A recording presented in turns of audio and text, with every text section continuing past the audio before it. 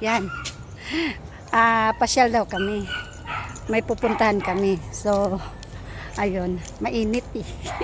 Sobrang init. So, hindi na ako nagbihis. Ito na lang ang inano ko. Tingnan mo yung kasama ko. Tingnan mo yun si Susan, oh. Kung ano-ano. Yan, oh. Yan. Nandun na sa malayo, iniwanan ko na eh. So, yan guys. Tingnan nyo guys, ang ganda ng mga view dito. Yan na. Pumasok kami. Ayan, tinawag na ako. Ay, na ano pala ako. Hindi pala, hindi pala dito dadaan. So, yun guys, tingnan nyo.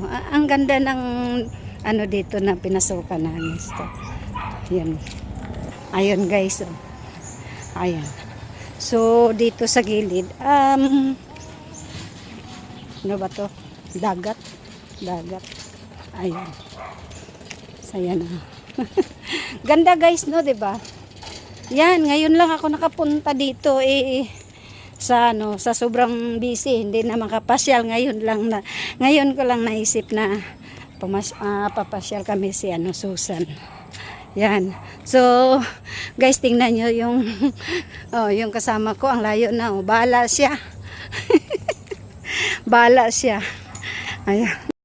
Ayun guys, oh. Ganda tingnan. Ayun. Yan. Yan, diba? Ganda dito guys, malamig. Nako. Sarap-sarap dito kaya pasyalan guys. Kasi maraming puno. Tsaka, ayun, oh. Maganda dito. Sobrang lamig. Samantala doon sa sobrang init. Nako. Yan, tingnan nyo guys. Tingnan nyo. Yan, oh. Yan, dyan sila fishing. Yan, oh. Maraming dito. Ano ba yun? Bangos. Dito. Yan. Wow, ang lamig dito guys. Sobrang lamig. Yan, oh. Ang sarap magtambay dito. Yan, parang super.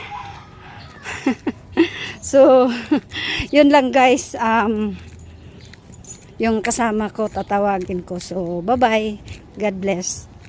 I love you.